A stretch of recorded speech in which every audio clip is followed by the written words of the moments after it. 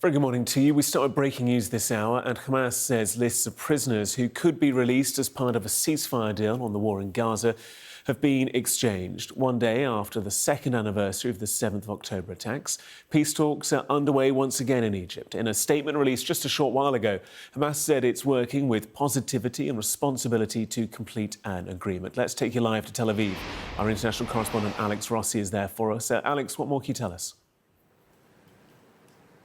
Well, I think everybody across the region and probably around the world is watching this very closely, hoping that there will be some kind of breakthrough. Certainly these talks, which are described as technical talks, are now entering day 3. Day 1, from what I understand from sources, it got a bit bogged down, a bit frustrating.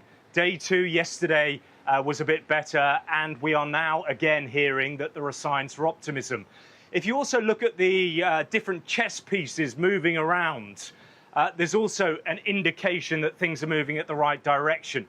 Steve Witkoff, Trump's envoy, is heading to the region, to Sharm el-Sheikh in Egypt for the talks, as is Jared Kushner, his son-in-law, who had his fingerprints, key architect in parts of the 20-point Trump peace plan. So America's prestige is heavily involved in this. Their influence and their prestige, their reputation, if you like, is on the line. These guys wouldn't be heading there unless they thought it would bear fruit.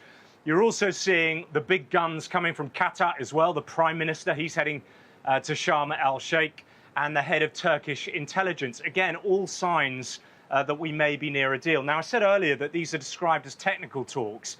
Technical talks because actually, conditionally, Israel and also Hamas have agreed to the ceasefire and the release of hostages. It's really just about the fine print, hammering out the detail and making sure that they can actually reach an understanding that both sides are prepared to go ahead with. That said, there are still plenty of obstacles that could get in the way, but I think at the moment things are looking quite positive.